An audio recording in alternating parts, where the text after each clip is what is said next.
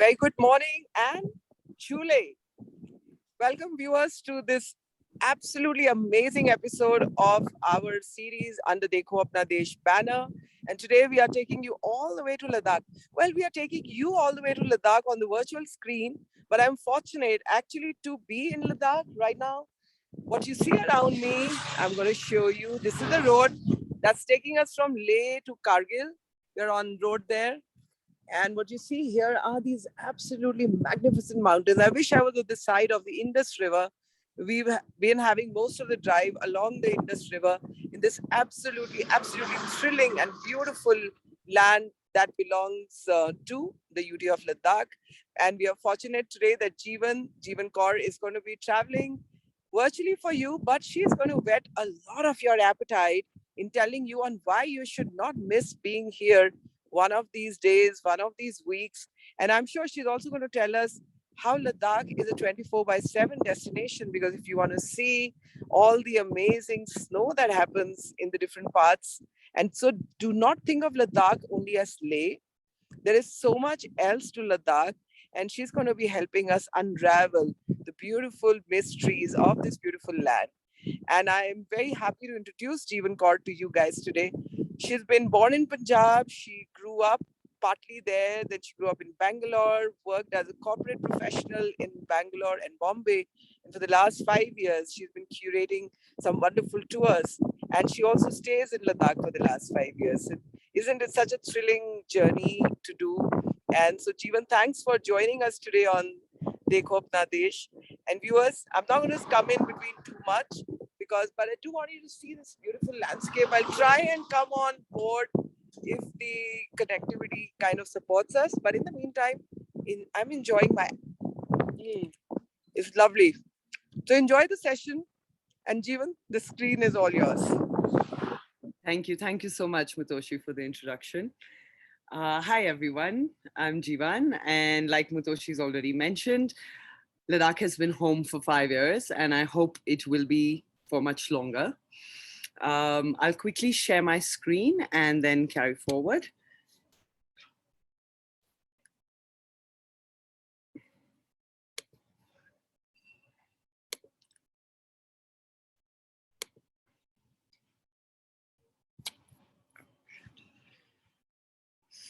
Sorry about that. All right. Hi, everyone.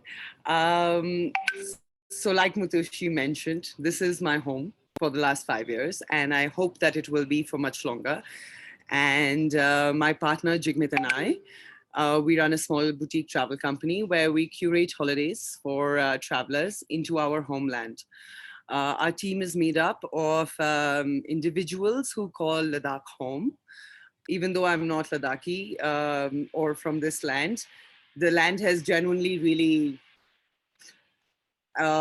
has really let me make this home. The people, everybody has accepted me in such a lovely way that no other place has. And I have lived in many, many places in the country. So starting the journey into our homeland, today I will be taking you through the various regions of Ladakh. You know, Ladakh has been associated or is known when we think of it as a place of mysticism, a land of Buddhism we don't understand, a semi-arid cold desert, mystical mountains, lakes. But somehow when we plan our itineraries into Ladakh, we forget all of this, and we all want to do these big Instagrammable itineraries, which predominantly cover a particular itinerary, which thanks to Three Idiots has been very, very well accepted by the traveler and the travel community. I'm going to go a little off those itineraries because that's something that's very easily available, and touch upon various parts of Ladakh that are not spoken about otherwise, or you don't find in articles, etc., if you don't dig deep enough. So let's start. And I will, like Matoshi mentioned, I will be talking about, or at least pictorially, I will be showing you Ladakh in every season. And unlike mainland India, in Ladakh, we actually have 4 very distinct seasons. And when I say 4 very distinct seasons, it is not the monsoon, because this is a semi-arid cold desert. In fact, it rains very, very less, which we're grateful for, because the mountains wouldn't really sustain if it rained a little bit more than that. So Ladakh's original name actually is Ladwakhs. And Ladwakhs means the land of high passes. There is a very famous Ladakhi saying from back in the day that says, the land is so barren, the pass is so high, that only the fiercest of enemies or the dearest of friends want to visit us. And we hope no more enemies want to visit us, but we do request our friends who do want to visit us to treat this like their home and to consider this to be a place that they are visiting and would hopefully leave no traces behind. And when I say no traces behind, I think we all understand, no plastic, no, I mean, you know, this land is so ecologically fragile that it is upon all of us to actually protect this land. So while today Ladakh is on everybody's bucket list as one of the remotest places in the country, it is also considered to be the most adventurous place, very hard to get to. Some people even plan for a whole year before they come to Ladakh.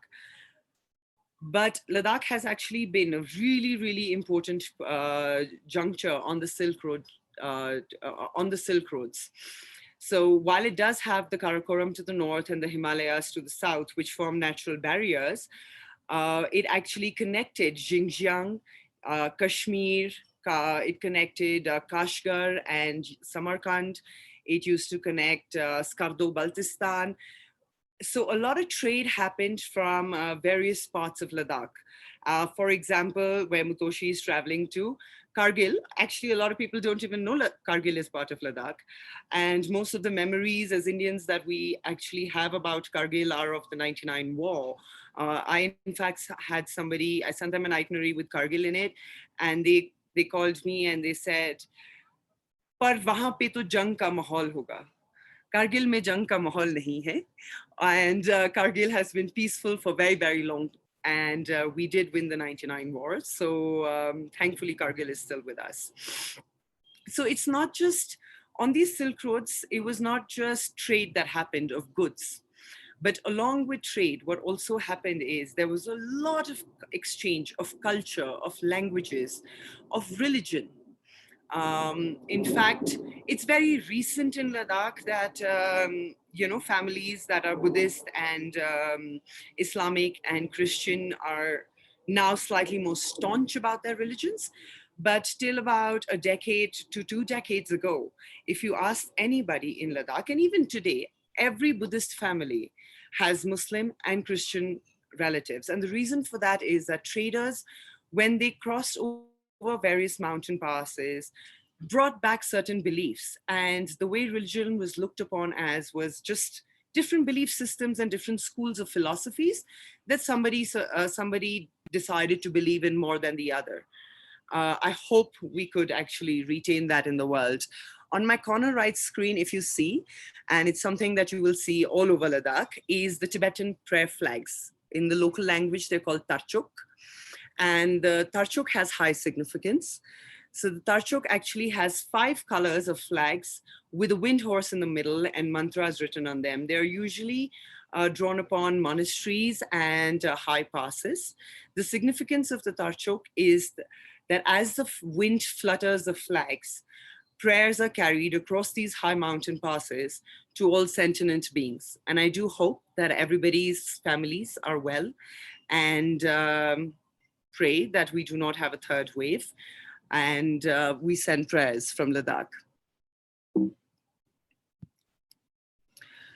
So while Ladakh, when we think of Ladakh, a lot of people think of Ladakh as Mongoloid origin, which is, without sounding racist, the Orient ethnicity of people. That's a bit of a myth, if I may say so. Actually, Ladakh is at a confluence of cultures, like I mentioned. So it was not just language, religion, trade, but even people that moved that moved into these regions during the trading time that form a community here. So for example, if you were to look at my top left screen, I don't know if you can see my cursor. This is a typical Tibetan origin Ladakhi lady wearing her traditional wedding clothes. She is the only lady in this entire set of photographs who is of Mongoloid origin. The photographs just below them are the people commonly known as Aryans, but originally the Dards. And the Dards actually have been mentioned in the oldest of Hindu Vedas and Purans. The Dardic language and some of their folk songs are mentioned there. Then up here we have the Shina Dards, who are different. So these are the Brukpa Dards, and their language is different. So here is where you speak Ladakhi, which is Mongoloid origin. The Brukpa speak Brukpa. The Shina Dards speak Shina. And then below here is we have a small part of Baltistan, erstwhile Baltistan, which is part of India and Ladakh, and that is a few villages on our northwestern frontier after the Nubra Valley. And they are Balti, and their ethnicity and their language is extremely different. Their cuisine is very different. So Ladakh is not like India. Ladakh is not just one ethnicity, one language, one set of people. It is absolutely at a confluence of cultures. In fact, we do have some words. If I were to give you an example, the word for carrot in Ladakhi is sharak turman, and sharak turman is a Yarkandi word. So my assumption is carrots came in from Yarkand, and hence the Yarkandi word stuck on. So as I move forward, I'm going to take you through a picturesque journey of the 4 seasons of Ladakh with a small note on each one of them. So the sky unfolds a new story with every sunset. Melting snow reveals rainbows on earth. Blossom by blossom, spring begins and the earth laughs and flowers. As life slowly springs back with the onset of summer, a momentary acquaintance with autumn,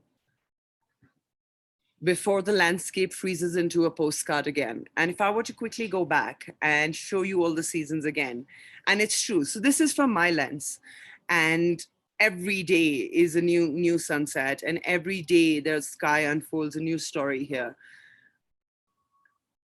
The apricot blossom is as stunning as the cherry blossom of Japan. It's just that we just don't know what is in our backyard. And in fact, with the apricot blossom in Ladakh is when new life springs back. Summer is a really busy time. It doesn't matter if you're in the tourism industry or not. It's the only season that we have here for farming. So Ladakh only has one season of farming. And in that one season, there is a lot of work that happens. Though if I may say so, when farming does happen here, plants grow like they're on steroids. Otherwise, they just don't grow because it's too cold.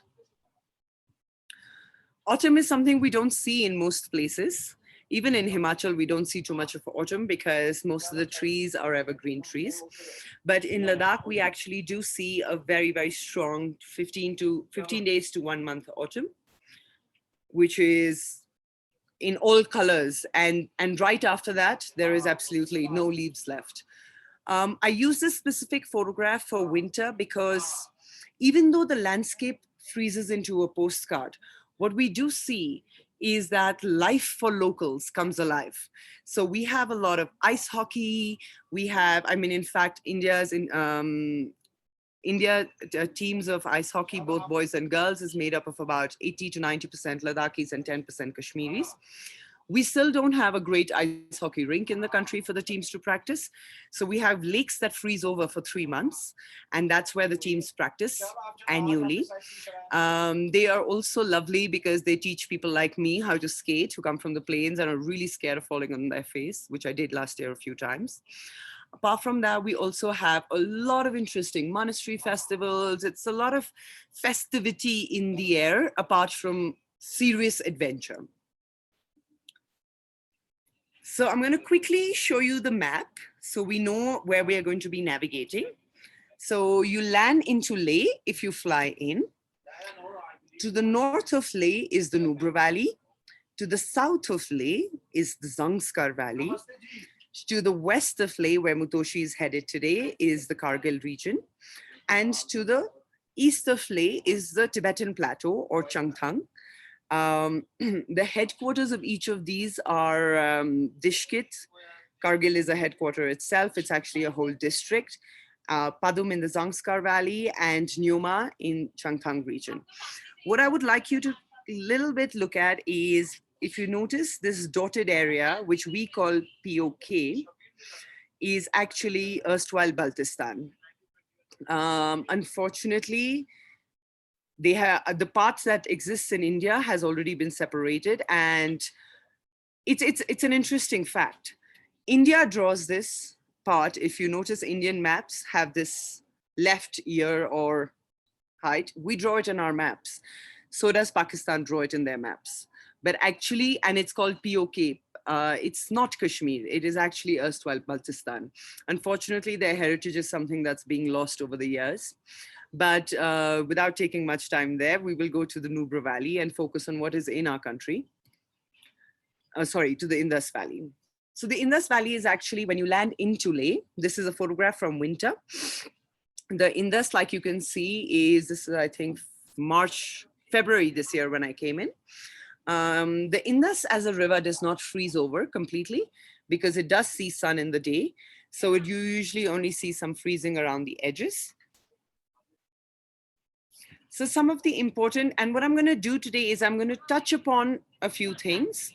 I cannot go into too much detail because we have limited time.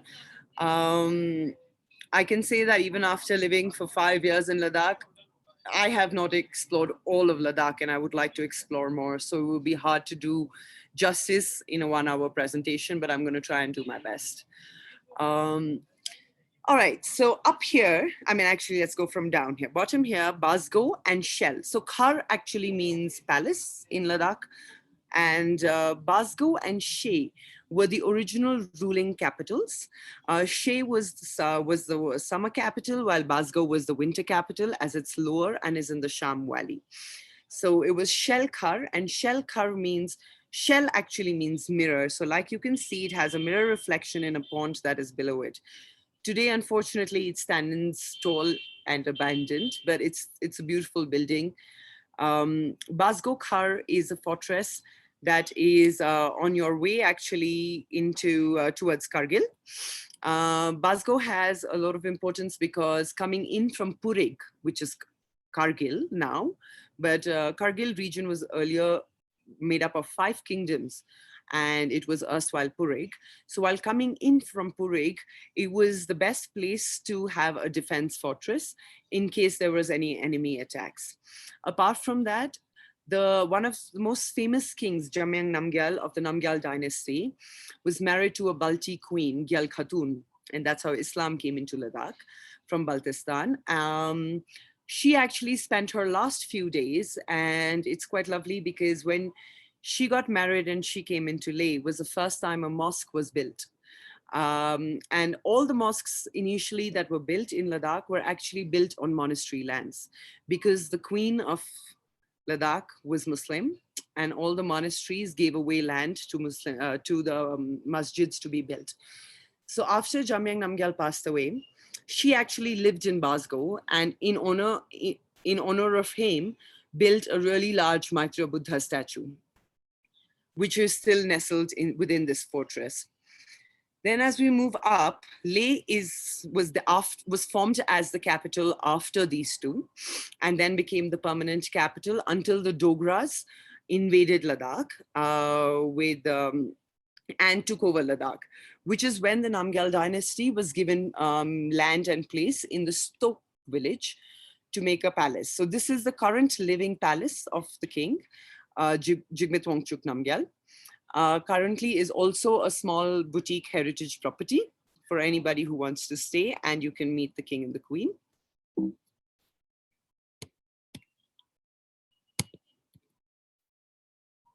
Sorry. As we go along, sorry, my laptop is just acting up, sorry. So like I mentioned, in Ladakh, we find a Buddhism that we do not find anywhere else in the country. It is a Buddhism with a lot of mysticism. It is a Buddhism that is very different and yet follows the teachings of Buddha Shakyamuni. So the reason for that is because Ladakh and Tibet initially followed something called Bon religion. And Bon religion was predominantly pagan worship or nature worship.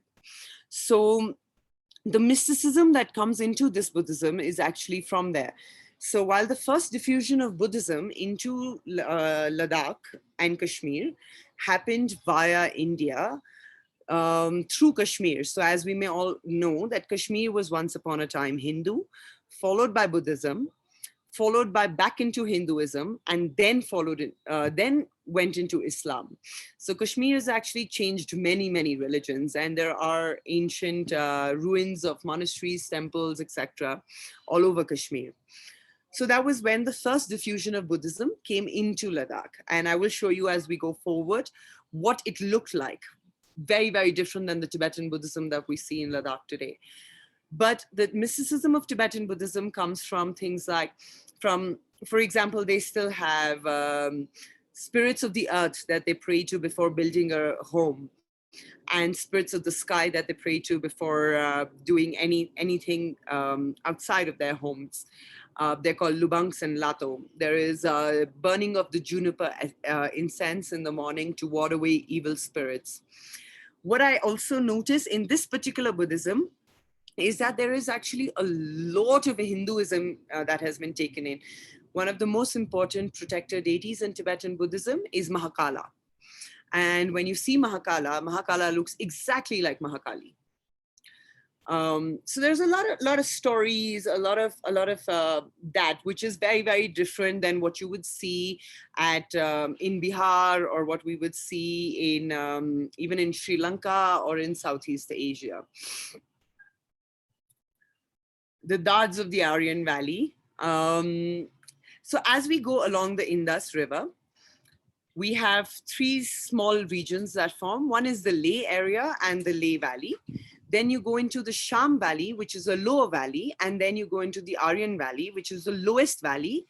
And it is bordering Batalik sector, which is where the 99 Kargil war had started. These people, like you can see this lady on the left, and as my name might suggest, I'm a Sardar. She looks more like my Nani than she looks like a Mongoloid person. So like I had mentioned, the Dards are people who have been mentioned in some really old Hindu Veds and Purans, the oldest writings that are to be found. These people came in, the small story about them is that actually they came in from Skardo, Baltistan.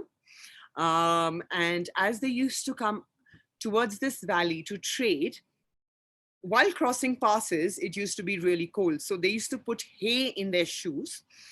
And once they reached the Aryan Valley, it was much lower and it was warmer. So they would take out the hay and throw it out.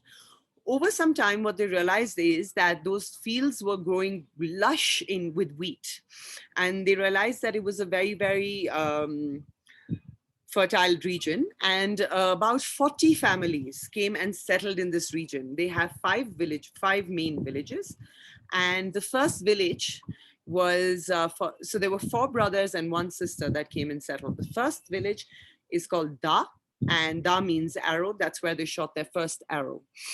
One quick interesting fact about these villages is that they actually, today they've become Buddhists, but their original religion was more nature worship, while they still have some practices of that.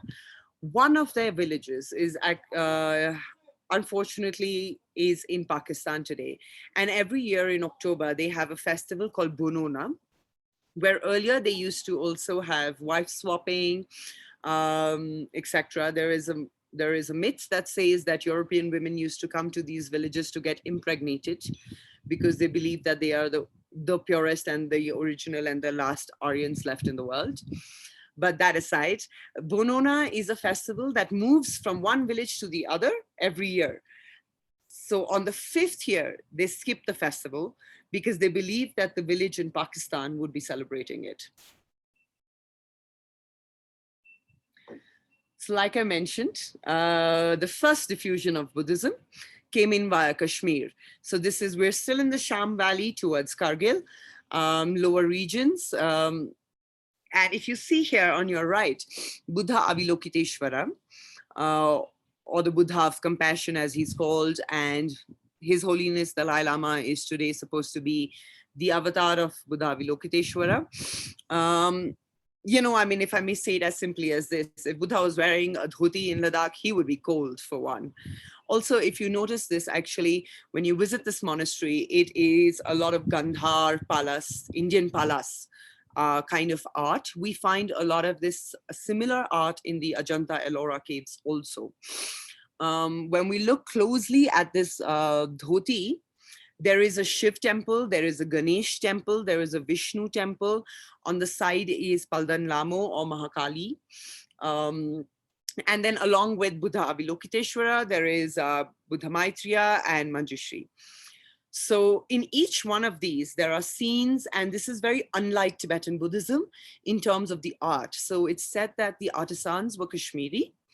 And in fact, we see a lot of referencing of textile of the Silk Route time, which is Chinese brocade, a lot of Kashmiri textile, a lot of Indian textile painting on the roof of the temple.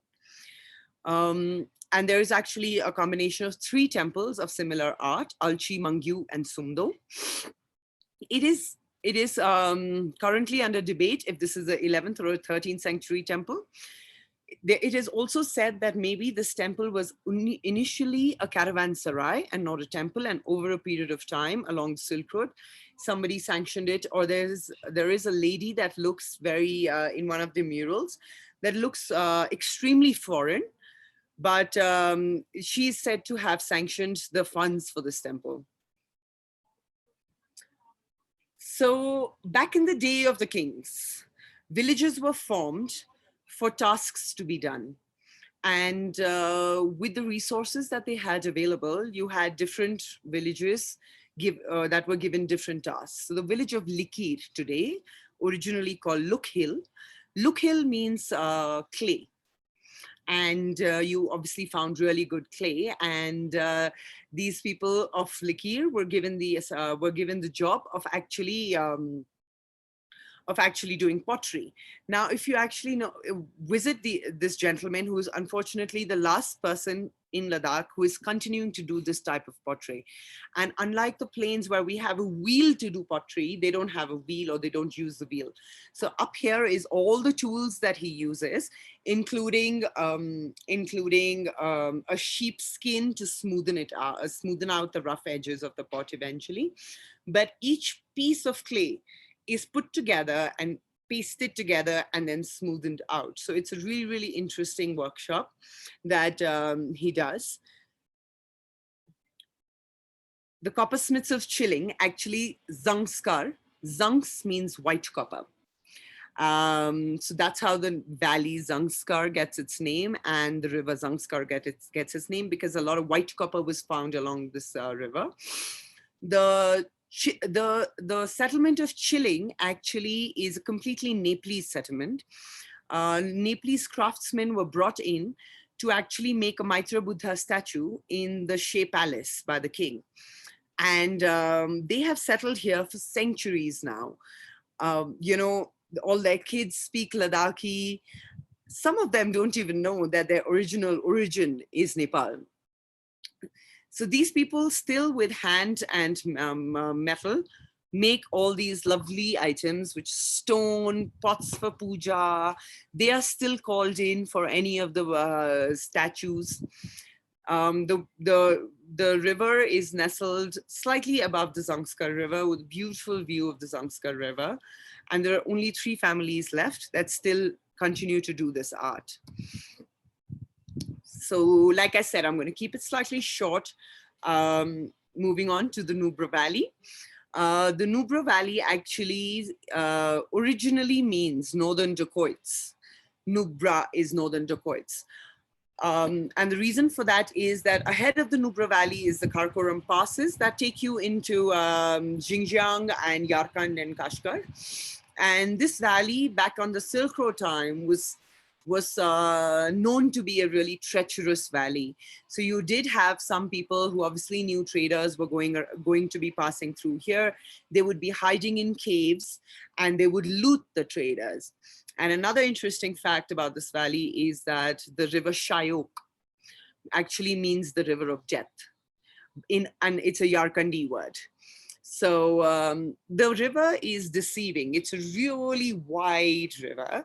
And as the caravan would move in the river, it has a lot of quicksand. So sometimes the camels or the horses would just sink. And hence it's been given the name of the river of death. Sorry. Though today we know the Nubra Valley as the Valley of Flowers, and it was His Holiness the Dalai Lama 14th who actually renamed this valley because he thought that was a very harsh name for a valley this beautiful. And he called it Nubra Valley, and Nubra in Ladakhi means the Valley of Flowers. Nubra is the lowest valley in Ladakh. In fact, this photograph that you see here is of the wild rose of Ladakh called Sia. I think with UT Ladakh, it might be our state flower. So like I mentioned, from Leh, we're going to go north to the Nubra Valley. So before we go north, like you can see, all these white lines are rivers. So the Nubra Valley is actually two valleys. One is along the Nubra River, which takes a U-turn. And then the next is along the Shyok River, which also takes a U-turn from further up. So it's actually a fork valley. And what we call one axis goes at the end and meets Pakistan or erstwhile Baltistan and ends at Turtuk. The other axis ends at the Siachen Glacier, which is the world's highest battlefield. So Nubra on the Silk Roads is actually the much famed double hump camels that everybody goes to see in Nubra are not from Ladakh. They are actually originally only from Mongolia, and that is the only place that is their original home. Along the Silk Roads, they got left behind in this region, and well, they're really furry animals. I'm not a big fan of people riding them, I'm not going to lie, but they're beautiful animals. They look their best in April because after winter is when they are extremely furry. Around this time is when they're looking quite lean. Also, the Nubra Valley has importance on the Silk Roads. Like I mentioned, just after the Nubra Valley is the Karakoram passes that take you to Kashgar and Yarkand and Xinjiang. And on this side of the Nubra Valley, south of Nubra, is Leh. And Leh was an important port to do a lot of exchange of produce. But what you could not do is that the passes were so high to come into Leh. So you could not bring the camels in ever. You would leave your big livestock and maybe bring donkeys or the Zhangskari pony, which is a stouter horse, to cross over and do trade and then come back. So erstwhile Baltistan, like I mentioned, very, very different culture. They actually follow Nurbakhshia Islam. This gentleman in the middle over here is actually the living descendant of the Yabgo dynasty of Skardo. And he has a little palace. It's a really small house, but it's really cute. It's his palace. And he actually, when we visit him, takes us through the history of Baltistan. You have a few young schoolgirls who actually teach us Indians the things we don't understand over news, the things we don't understand of the strife of people over countries and borders being drawn without thinking or without the understanding of families, the understanding of so much that actually plays up on ground. This on the left that you see of my screen on top here is actually what they call their natural freezers. So back in the day, there were no refrigerators, and they're still in use today. So they actually have a water channel running below it. And above it is these structures with shelves and names of families on each of the shelves. So they keep their meat, their dairy products, etc., through the winter still in these. And they function pretty well. So like I mentioned, the Balti people follow Nurbakhshia Islam. It's a slightly more Sufi school of Islam. One of the most interesting things about the Balti people is that even though they're Islamic following in religion, they have a predominant vegetarian diet. So they actually make amazing buckwheat pancakes, walnut chutneys, almond chutneys. It's the only region apart from the Aryan Valley which has 2 crops in the summer, not 1 crop. So they're actually able to, within a 6-month period, grow one. Like I said, plants, when they grow in Ladakh, they grow on steroids. So in 3 months, they do a harvest and then they grow the second month. These are also the 2 regions where the best apricots in the world come from. And I'm not lying, they are the best rated apricots in the world.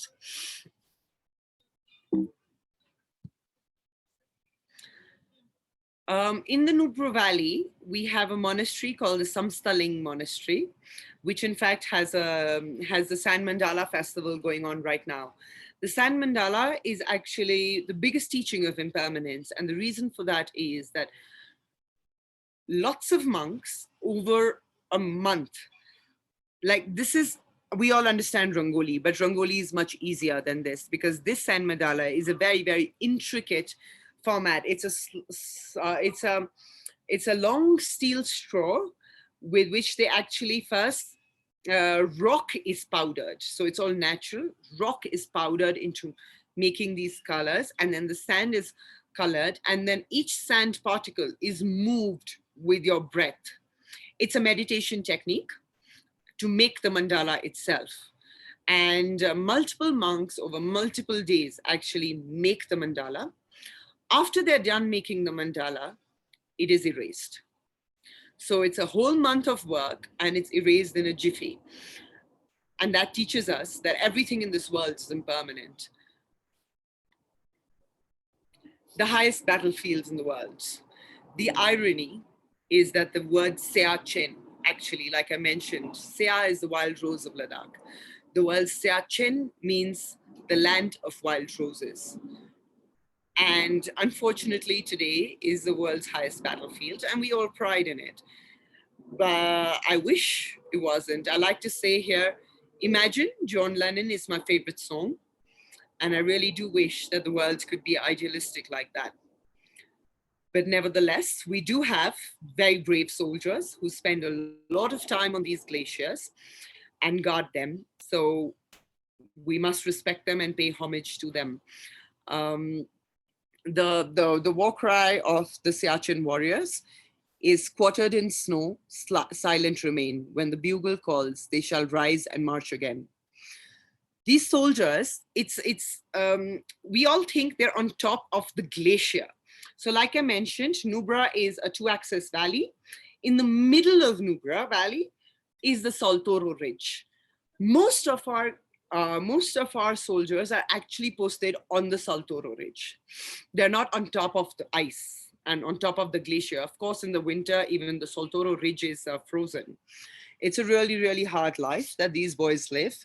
And it's usually a 6-month posting, of which it takes them about a month and a half to actually acclimatize and reach all the way up. Some of the highest posts at 21,000 feet. It's unreal. There's almost no oxygen there.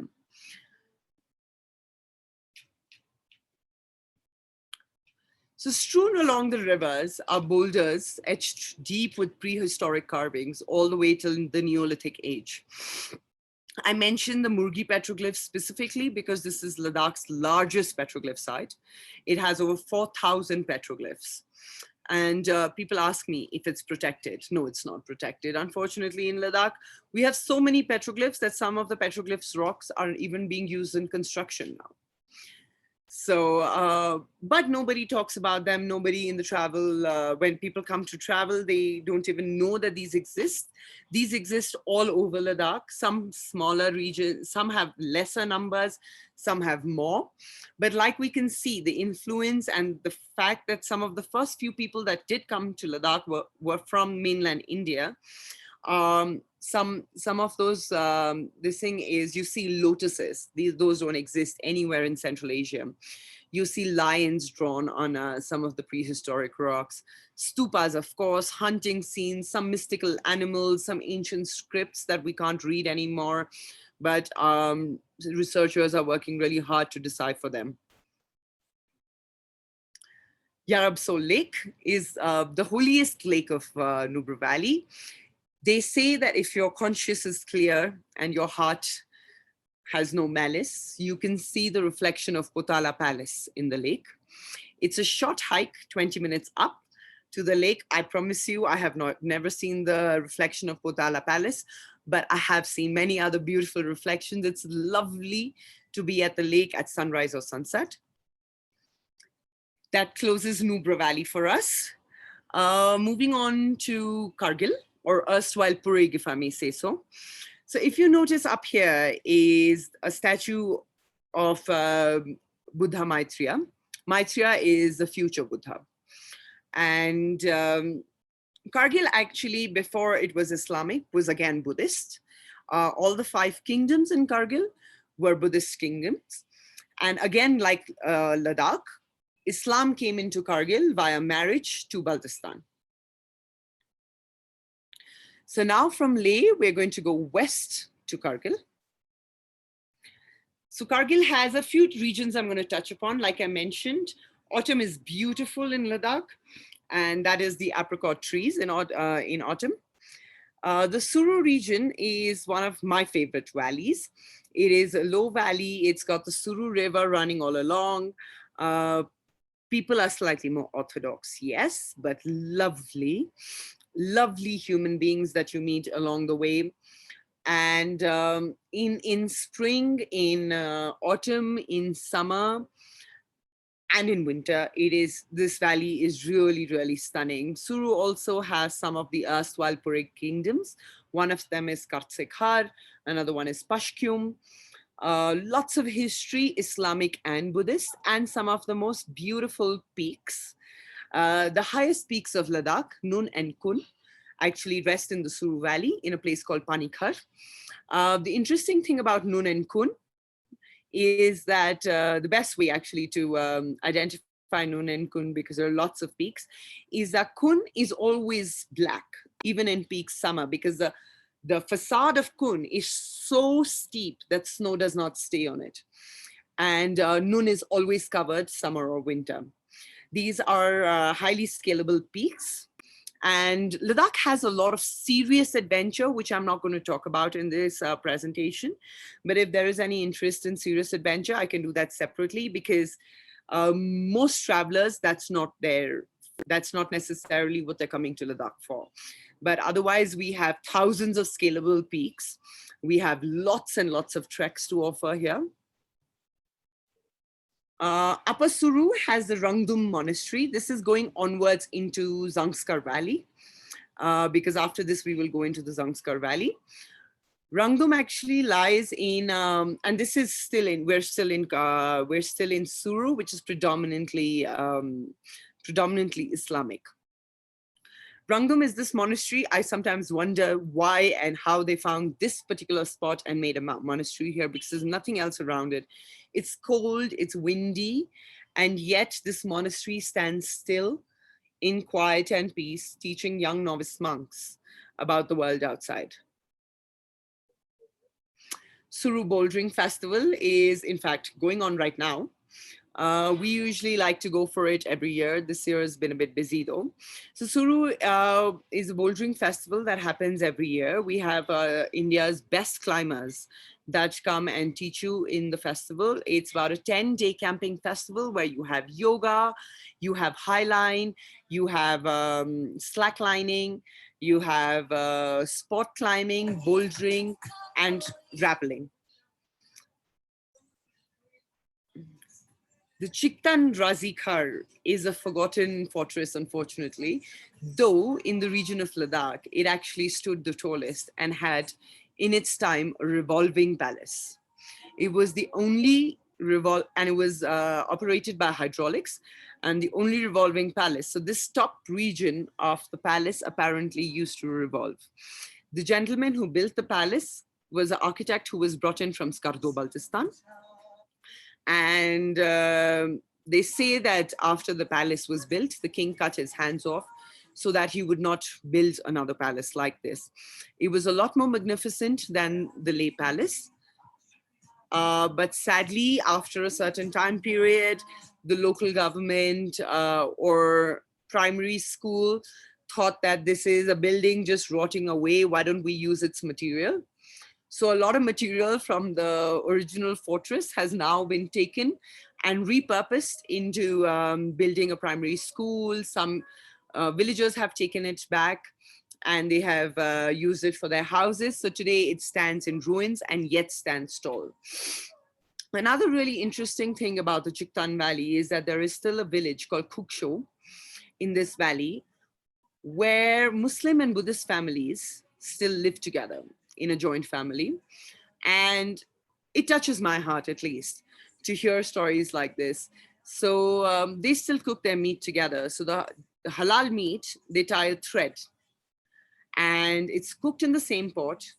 Once the meat is cooked, the Muslim family will eat the thread meat and the Buddhist family will eat the non-thread meat and yet eat it together and live together. There are solutions, I think, to everything. We just don't look for them hard enough. Dras. We know Dras as the second coldest inhabited place on Earth. Firstly, I would like to correct everybody here. It was only once recorded the world's second coldest place. But come summer, Dras turns into a valley of flowers. You have wild tulips, these really large wild mushrooms grow. There are all kinds of animals. You see marmots, pikas, so many high altitude birds, blue lakes that form. And it is really, really stunning. Come winter, I'm not going to lie, it is very cold. And you see about 6 to 8 feet of snow. But it's spectacular in the winter. They are hoping maybe to start a ski school. So let's see how that goes. The much famed, or may I say the mischievous brown bear comes from this region too. And we do find a lot of them here and in the Zhangskar Valley. I want to tell you a little bit of story here quickly. I hope I'm not running out of time though. Okay, maybe I'm going to go quicker. So we do have man-animal conflict going on in this region because of global warming. The bears are coming out of hibernation much earlier, so they're raiding villages. There is a lot of serious stuff going on there that we want to work on because unfortunately, there are garbage dumpsters outside, so the bears are scavenging from there, and then over a period of time, they are entering homes, etc. And people feel troubled, but it's not really the bear's fault either, and something that we need to solve for. Though the best time for brown bear sightings is early spring or autumn, before the bear goes into hibernation. Like I mentioned, the Maitreya Buddha statues. So actually, after the Taliban bombed the Bamiyan statues in Afghanistan, these three statues, Mulbek, Katsikhar, and Apati, are the tallest standing Maitreya Buddha statues of this time period in this particular art type in the world. And if I may quickly say this, in India, we're really bad, I think, when we do certain conservation, because actually in this case, we've done no conservation. In fact, this flat surface you see on top of the Buddha is a newly built road. But like you can see, this particular Buddha is very Indian influenced. He's wearing a Rudraksh mala. He's got a kalash in his hand. So again, very Kushan Gandhar time period. Moving on to the Zhangskar Valley, I have another valley to cover after this, so I'm going to go a little faster now. The Zhangskar Valley is to the south of Leh. This valley again sees a lot of snow. There's a new ski school coming up. Zhangskar also has a lot of winter tourism opportunities, and the UT government is working on that. One of the things that you will not see anywhere in the world, and trust me when I say this, I've been to Iceland, I've been to Norway, and I've been to Alaska. Driving on the road, you will not see a glacier that is 23 kilometers long. The Rangdum Glacier is a source to the Stod, Suru, Serap, Lungnak rivers, and feeds into 4 major rivers in Ladakh. It is 23 kilometers long and is on the national highway from Kargil to Padu. It's a sight to behold.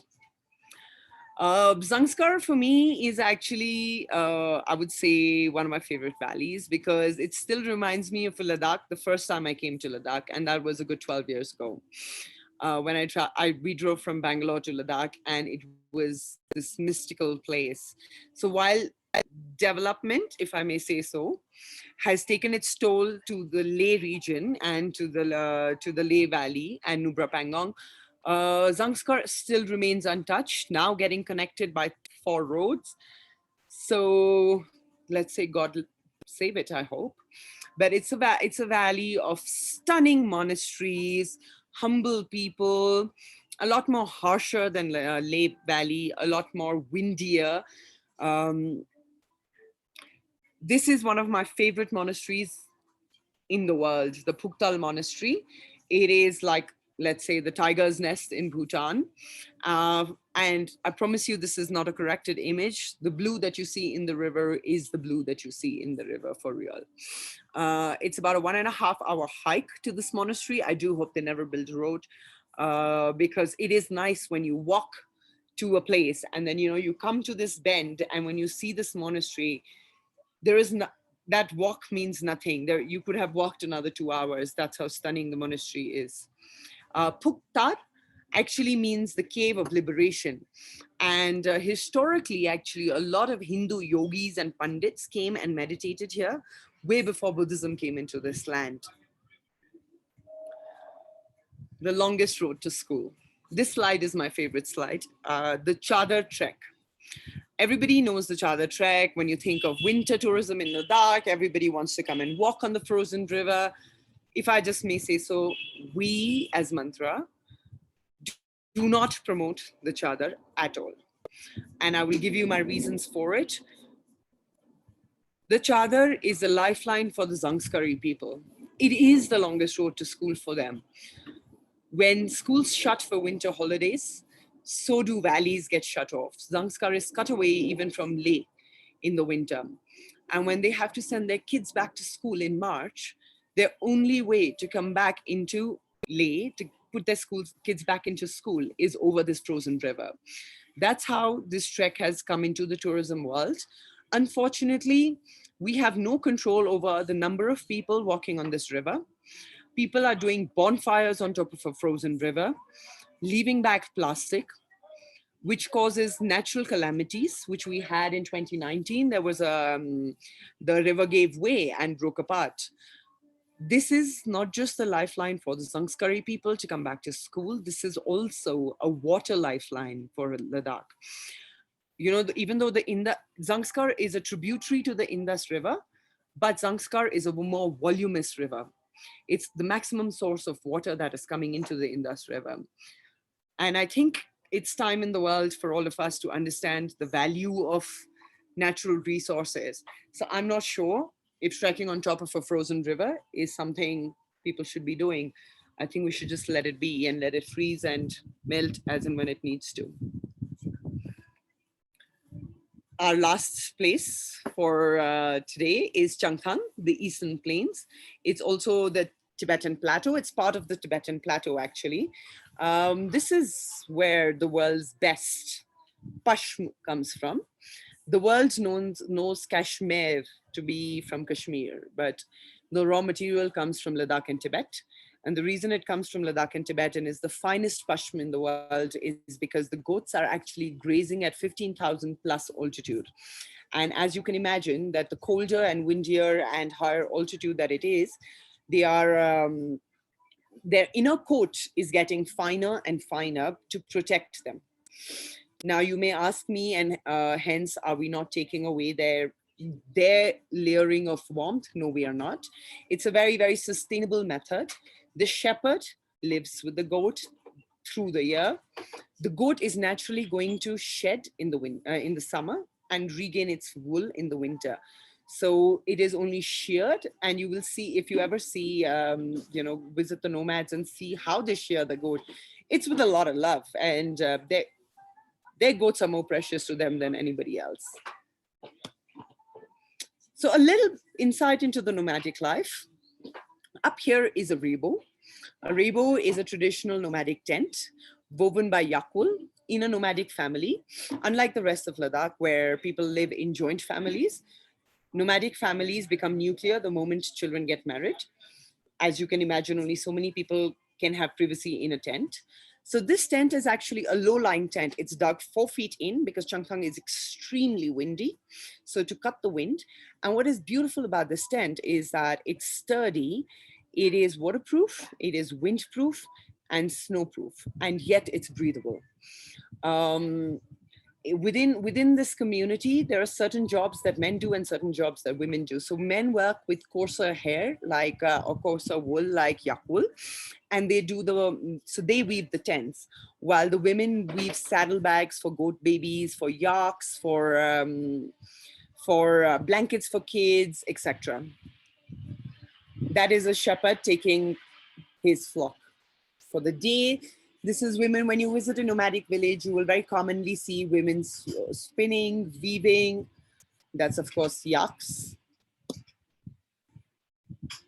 The night sky in Ladakh is gorgeous. It's a sky you haven't seen anywhere else. It's really a tapestry of stars painted across the night, and they tell a different story with every constellation. You may be aware that the Chandra telescope, which is a 2-meter optical infrared, is installed in Hanle, is the world's second highest telescope. There are all the mystical lakes that we know about and talk about in Ladakh are all in the Changthang region. There are about 40 lakes. We don't talk about the rest. There are 3 famous lakes, which is Pangong, So, Somruri, and Sokhar. Sokhar is a saline water lake. It used to have salt deposits back in the day, and salt was traded from here. This is also an area where you find a lot of very different wildlife that you do not find in the rest of Ladakh.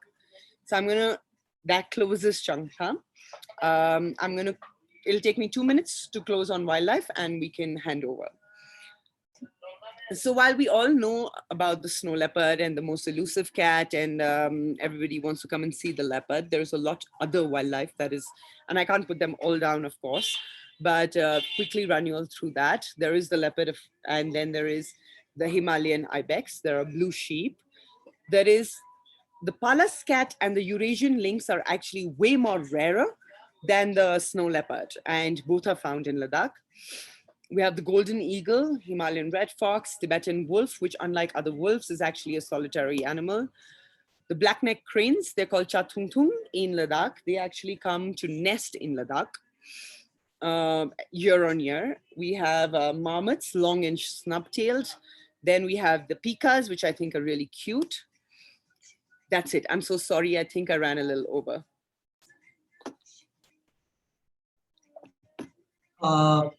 Thank you very much, Mrs. Jiwan. You had given wonderful presentation about the Ladakh. It's really, from the India Tourism Patna office, really learned lots of things from you, and the presentation is wonderful. Thank you. Thank you, sir. Thank you. I hope it will help to explore the domestic tourism in Ladakh, and you will get the good business, and I hope in future you will be explore more about the destinations.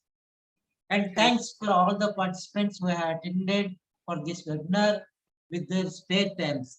If any questions is with you, Mrs. Jiwan can answer. Please raise your questions to promote the domestic tourism. Mrs. Jiwan? Yes. Let me say any questions with the participants. Yeah, if there are any questions, I'm happy to answer. You can just put them in your question box at the bottom, and I think I should be able to see them. Okay, ma'am, I already said my views in the question box. Really, it was a wonderful season to promote the domestic tourism and promotion of the tourism under this Dekho Apna Desh. The next series will be on 4th of September. The topic will be walking with the tribes. So let us promote the tourism during the COVID period with maintaining all SOPs of Government of India. All we know that we have to wear the mask to promote the tourism. We have to and wash timely, frequently, and maintain the distance. With the few of SOPs, we can promote the domestic tourism. I hope I will be visit Ladakh very soon, ma'am. Thank you so much. Sir, there are some questions. Should I just reply on Yeah, text? sure, sure. Oh, sorry. Okay, so somebody's asked which airport is near for Kargil, Leh or Srinagar? Leh is closer to Kargil. Then somebody's asked in all, how many cultures coexist in Ladakh? I would say the predominant cultures that coexist in Ladakh would be about 6. So that would be Balti, Brukpa, Shina, Munglo, Buddhist, Shia, Sunni, and Kashmiris. So 7. What is the meaning of impermanence? Impermanence means ki nothing is permanent. So that there will be, nothing is fixed. Like we say, change is the only constant. So that's exactly what impermanence means. Isn't Lukhil being protected and carried forward by the government? See, the gentleman who is doing the Lukhil pottery is, of course, being promoted, etc. Unfortunately, the art is dying and there aren't enough people who are, or kids who are taking it on. So I think that's the conservation effort that one needs to make, where some incentive can be given, because this pottery takes a really long time. And hence it's expensive. It's not commercially viable, if I may say so. Could you get my contact details? Yes. Should I type this out? Okay. Yes. I can put out my website, but I'm sure Mutoshi will send it out anyway. .com.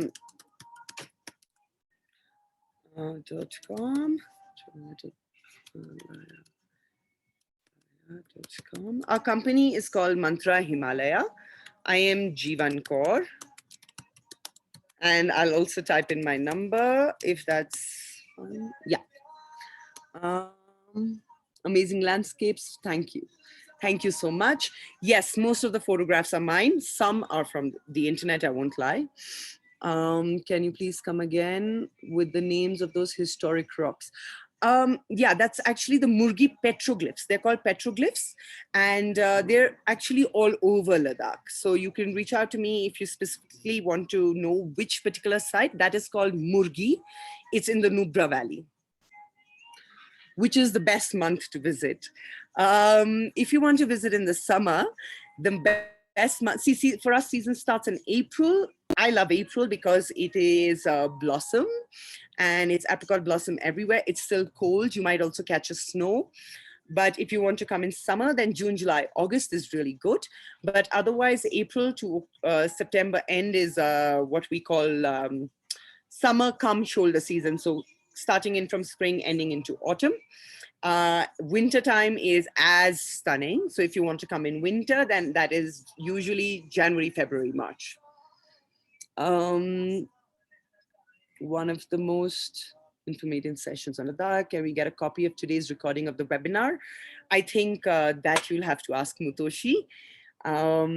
Is solo travel safe? Yes, Ladakh is the safest place I have traveled to in the world. I live here all by myself. The closest house to me is 500 meters away. It is an extremely safe place for women. How did you make your transition from being corporate professional? You'll have to call me for that. That's a longer conversation. Sorry, from how I moved from corporate to this. It just happened one day. I was done with the corporate world. So senior citizen. So the best hotel in Kargil is Hotel the Kargil. If I have to be very honest, if you need assistance like wheelchair assistance or that kind of assistance, Ladakh is not yet a great destination for senior citizens like that. But otherwise, Hotel the Kargil is the best hotel to stay in Kargil. Can we find out the exact months of festivals? Yes, if you actually just type in monastery festivals in Ladakh, they will give you dates and times, dates of all the festivals going to the next 2 years. It's on the lunar calendar. What about adventure tourism? How can we take part in that? So adventure tourism, actually, there's a lot that is happening. Like I mentioned, there is trekking, there is mountaineering. In the winter, we have ice climbing, we have ice skating, we have wildlife. So it really depends what in adventure tourism you're looking for, you could write to me or Mutoshi and we'd be happy to help you out. Few options for travelers of Pan India in Ladakh. Food options. Yes, there is a lot of North Indian food available. Dal, roti, rajma, sabzi is available everywhere. So most of the hotels actually will not give you Ladakhi food because it's a lot more longer to prepare. So in most hotels, you will find North Indian food. Does Ladakh get heavy rain? No, Ladakh is a semi-arid cold desert. It does not get rain. I like to call it like the amount of rain we get here is all just about as much as a dog pees. If I may give this thing. How did you make your transition? This question you'll have to write to me separately, sorry, because I can't explain it. I used to work in the corporate world. I decided not to work. I just upped and left one day and it worked for me. That's all I can say. Okay. Somebody's asking to share the presentation. I can't. Any altitude acclimatization needed when you, yes. When you come into Ladakh, you're coming into 11,500 feet from mostly sea level, and hence acclimatization is imperative. So we recommend that you usually have to acclimatize for 2 days. The first day you only rest and take it easy. The second day you can do some small driving activities. By day 3, we notice that people are usually well acclimatized. But those 2 first days are very, very critical. Otherwise, you may ruin your holiday and you may have to go back home, because if you get AMS, which is acute mountain sickness, the only solution after a while is to drop altitude. And in Ladakh, it's very hard to drop altitude. Is October a good month to travel to Ladakh? Yes, in fact, October is autumn, but October is only the best time to travel to October would be early October, because by 15th of October, most non-winter operating hotels will close. Thank you. What is the type of accommodation? There are all kinds of accommodation available in Ladakh, from homestays to tented accommodation to luxury properties, boutique hotels. I'm sitting currently at the Grand Dragon, which is our 5-star hotel, which is centrally heated, is open through the year. To work from Ladakh, Leh town has fantastic internet. The Nubra Valley has fantastic internet if you have an Airtel connection. These are the 2 regions that you can work away from. So does Kargil, sorry. What would be the emergency healthcare facilities? The healthcare facilities of Ladakh are all managed by the Indian government. We have the cleanest hospital of India. It's called Sonam Norbu Hospital. It is a very, very good hospital. It has a tourist facility separately for AMS. But of course, it is not swanky like we are used to in the plains, which is private hospitals. So that's something to be kept in mind. The doctors are great. What region are the Dards from? The Dards actually from different regions. There is they're from Skardo, Baltistan originally. But coming into Ladakh, when you see they come into the Aryan Valley is what it's usually called, just before Batalik sector. And then you have the Sheena Dards in Dras, and actually going forward in Kashmir and Gurez, etc. World Travel Shop, we plan a trip, large number of people. It depends how large is large, because I think, in my personal opinion, if you have 50 people traveling together, it's not a good experience for anybody. But if you have 10 people traveling together, it is a good experience. Everybody gets to know each other. It's more intimate. You also spend more time, in the place, looking at the environment instead of figuring out what to do. With 50 people, it's just that much more logistics. Why is age limit to attend Boulder Fest? There is no age limit to attend the Boulder Festival as long as you're fit. You don't even have to climb if you don't want to climb. You can just go and camp. The Boulder Festival, Suru Bouldering Festival, is going on right now though. Is it safe to travel in first week of September now, as we know about? I don't think I can answer about COVID cases rising. For now, it's looking all right to travel in September. Any adventure activities in the summertime? Absolutely. All the trekking is in the summer. Mountaineering is in the summer. Cycling is in the summer. You can do a rafting expedition, which is 10 days long. So you name it and it's there. What are the options for tour guides? There are tour guides available in Ladakh, many and plenty. It depends if it's a special interest itinerary or you just need a person to go along with you. If you're a fairly healthy person, it's not a problem. I mean, I'll tell you, we've had guests this year. We had this 2 ladies travel with us. They were 85 and they were fine. You can't, altitude sickness has nothing to do actually with fitness. It has nothing to do with your age. It has nothing to do, it just happens. There's no, are hotels available in all places? No, not in all places. Some remoter parts, like say if you want to go to the Brook Pass or the Aryan Valley, you would stay in a homestay, but they're beautiful homestays. And I think sometimes it's important to actually leave a little bit of our luxury and comfort zone behind to experience the real world outside. What is the old name of Jammu? I have no idea, but I'm assuming Doda. No, I don't know. Let me not say anything. I've never been to Jammu. Do you suggest any local organization to organize tailor-made? So we, as Mantra Himalaya, we do curated itineraries with local experiences, but there are lots of other people that do it. Is Diamox advisable? Diamox is only advisable if your medical practitioner requests you to have it. I'm not a medical practitioner. I cannot tell you to have a medicine or not. Sorry, somebody is raising a hand. I'm so sorry. Yes, Raj Bajaj wants to say something. Okay, maybe not. So Diamox is not good for people with sulfur allergies, diabetes, etc. So please ask your medical general physician and then only take a medicine.